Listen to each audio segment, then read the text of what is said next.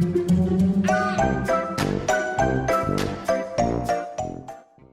guys, Sandy here, and I am super excited to be back with some Brutus Monroe products for you. I am going to show you how to use one stamp for 3 different ways on your layout today, and I'm kind of obsessed with this stamp right now. It's called Botanical Banners, and I just love this floral. I love me a good floral, and this one I think is gorgeous. So we're going to play with this. We might bring in some of these, but this is going to be the main one I play with. I'm also using some embossing ink, some embossing powders in Alabaster White and Coffee Grounds. I've pulled out 2 paper collections, Farmhouse Florals and Weathered Wood. I'm going to be using these. We might pull in some other ones. And I'm going to be scrapbooking these beautiful roses that are in my backyard. This is from last year, and I just wanted to document it. So let's see what I can do. So I have this sheet of khaki colored cardstock, and I'm just using an anti-static powder tool along the edges because that is where I'm going to stamp. Now I have to say that this stamp is my favorite stamp right now.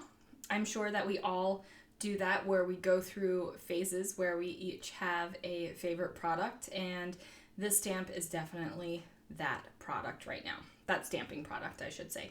I am using my clear embossing ink, and I'm just going to go ahead and place that on my stamp, and I am stamping around the entire border of the page, and I am switching it up so that it's not the same exact flower direction as I'm going around. I want it to look a little bit random so you're not seeing the same exact thing over and over and over again.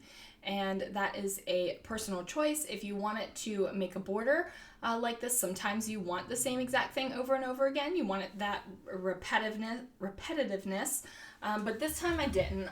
Flowers are not like rigid like that, so I kind of wanted to give a nod to like real flowers and do this. So as you can see, the clear embossing ink is making a great looking impression on the khaki colored cardstock, and I'm probably pressing down much harder than I need to, but it's working, so I'm going for it.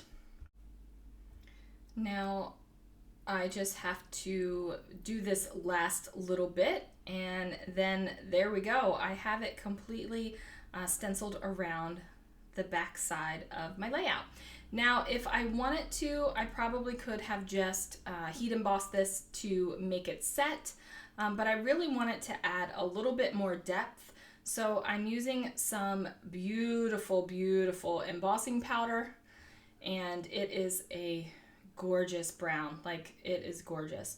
And you can tell that the anti-static powder tool that I used really did help in this situation, because I don't have a whole heck of a lot of embossing powder, like little bits that are kind of all over the place. Now I did not get great coverage on a couple of the flowers that were closer to the inside of the page, and that is okay because my paper is going to cover that up. Now I do use a Swiffer to pick up any kind of loose embossing powder that I might have got on my work surface. So I just did Swiffer off the little mat there. I am using my heat tool here, and I'm just holding it over the flowers until they are all smooth and melty. And I have to say, this is my favorite part of the embossing process, is to watch the flowers get smooth and melty. It's just, well, I mean, anything I'm embossing, it's just fun to watch it. It's like magic. Like, it's really like magic. Like, you're taking basically sand, which, you know, fine sand, if you need to equate embossing powder to anything, and you're putting some heat to it, and it's magical. It just really is, and I just really, really like it. I also really like the way that I have this dark brown on a light brown. Like, I just think that it is gorgeous, and I am super excited for the layout. Now, this is something that if you wanted to, you could do this technique as a border around your entire layout or your entire card, and you don't have to cover up the edges like I'm going to for this layout. Like, you could build your layout without doing this.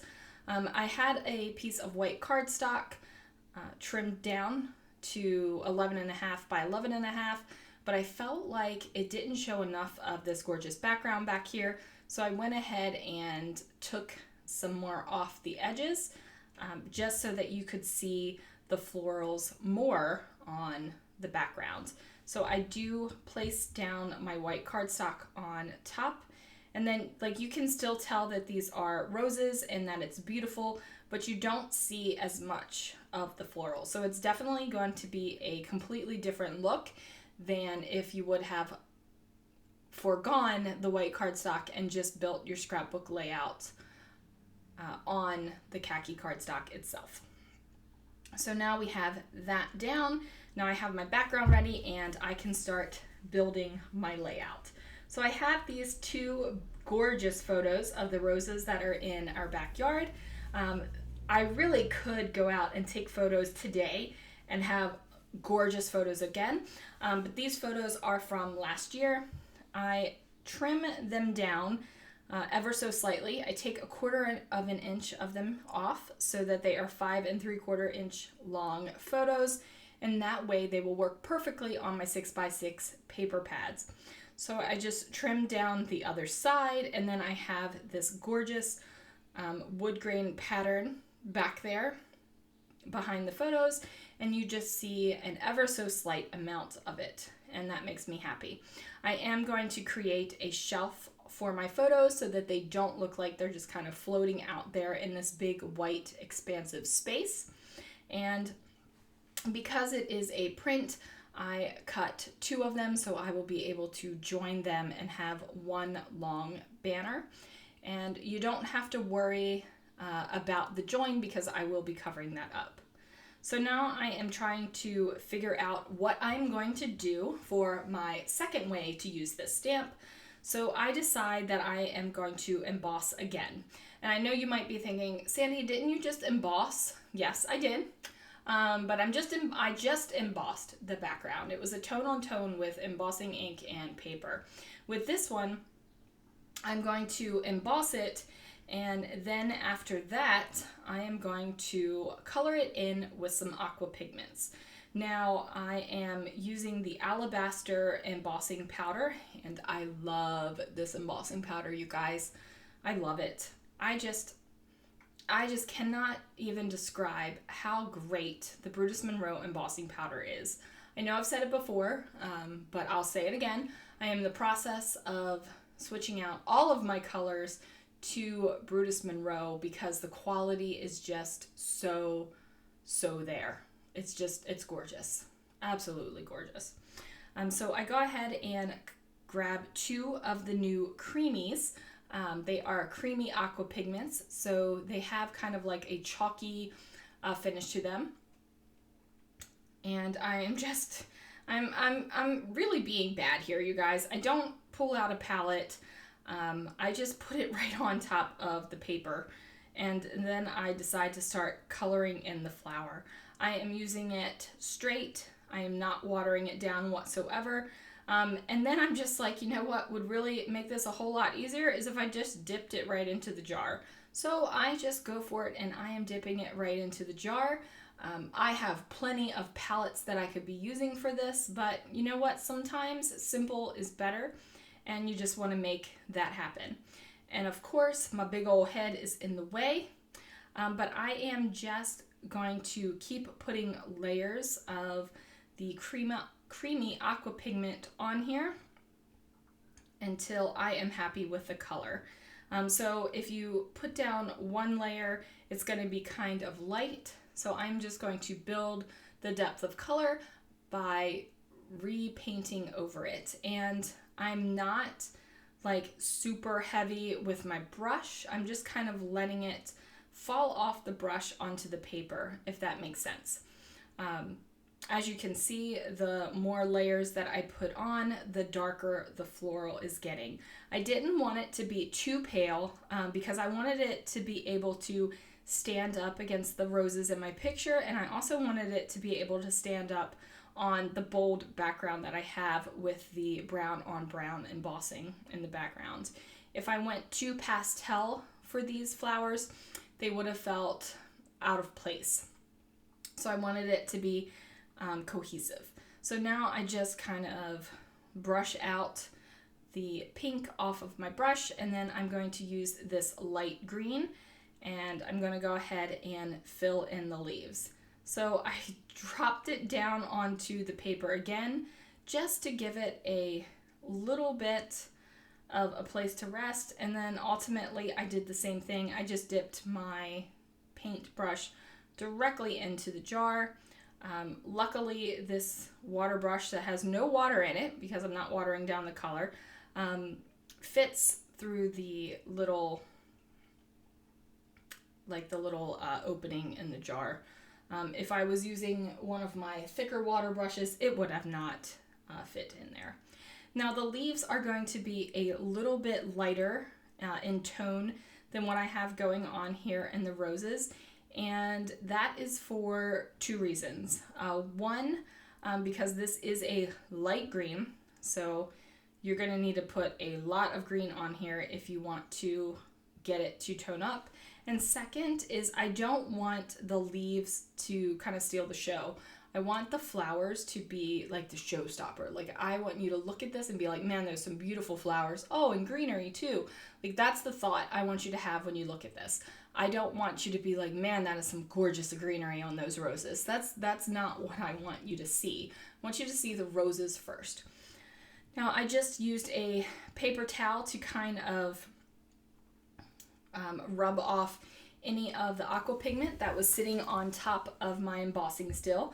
It is a water sitting on top of a slick surface, so it would kind of puddle there, so I just wanted to get that off. And then I'm going to take I'm going to take my scissors and do some fussy cutting.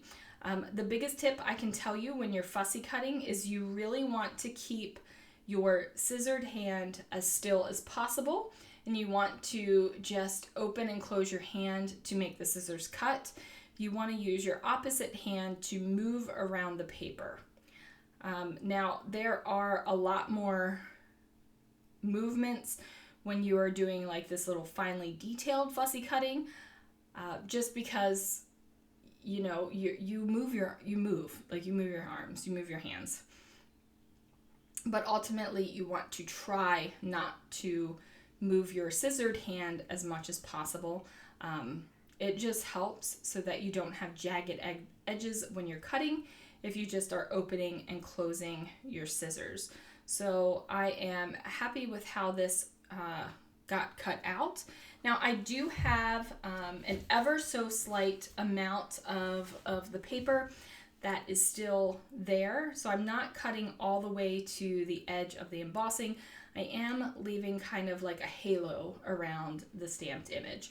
So I have that down, and then I'm like, yep, that's gonna go great as a corner element. But what I need to do is I need to stamp this again so I can add some more flowers. And that is two parts. One, because I really want to add more flowers, and two, because I need to cover up the join where I'm going to put my two strips together to create my shelf for my photos.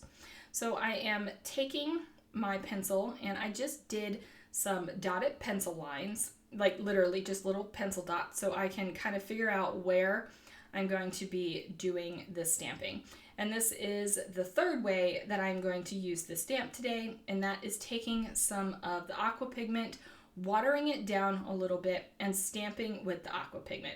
So I do stamp off first because there is a lot of aqua pigment on the stamp, and it does kind of puddle. So I don't want like the serious amount of aqua pigment coming forth and blotching my page. I really want you to be able to still tell that this is a rose. So I just go ahead and stamp that out. And then I'm going to put my acrylic block to the side. I'm not going to worry about cleaning it up right now. I do add a little bit of my heat gun right there, and that's just to make sure that it's dry so I can build on top of it. Now, there wasn't a whole lot of aqua pigment on that stamp, so it doesn't take long to be dry to the touch. Now here I am adding a little banner tail to the one side of this 6x6 strip that I cut out, and then as you can see, I add the other strip, trim it off, and then I am going to add some adhesive to the back of this bad boy and get it down here on my layout. So as you can see now, I do have that shelf. The flower photos don't look like they're kind of just floating around in that white space. And then for the intact stamped image, now this is the image that I did not cut up into pieces, I am going to use some foam squares just to go ahead and give it some dimension and lift from my page. Now these foam squares are not super thick, but they do just give, you know, a small little bit of dimension off the page. So I get those all pulled off, and I just want to say that I did not pull them off and just throw them like I normally do. I am actually putting them in the little trash bin that sits on the top of my desk. So hopefully you guys are proud of me for that. I do add adhesive to the other florals, and they are just going to be flat and they are going to be tucked underneath. So there we have the third way I have used the stamp. So again, just as a reminder, we did it in 3 different ways. We embossed and used a tone-on-tone look. We also embossed and then colored it in with creamy aqua pigments, and then we actually stamped with the aqua pigments to kind of give this watercolory look to the background. I do add in a doily just because I felt like there needed to be some sort of texture on this upper left corner of the photo, but I really didn't want to add much of anything else. I just needed to add, you know, a little something, and a white doily on a white background will definitely do that. Now I pull out these pre-made title words, and I just drop this down here. It says beauty, and it fits great on top of that banner, and I'm really happy with it. And then I also have these little kind of gold viney leaves that are on this sticker sheet, and I just tuck those under the roses as well, just to bring a little bit more gold to the page, because I really don't have any gold besides the title now. Now I felt like the white cardstock against the khaki cardstock was a stark contrast. Like it's a stark contrast. So I felt like I needed to outline my white cardstock. I take a Sharpie pen, and I'm just doing some messy lines all the way around, and it kind of makes the 2 parts of the background meld into one. And that's all I really needed to do.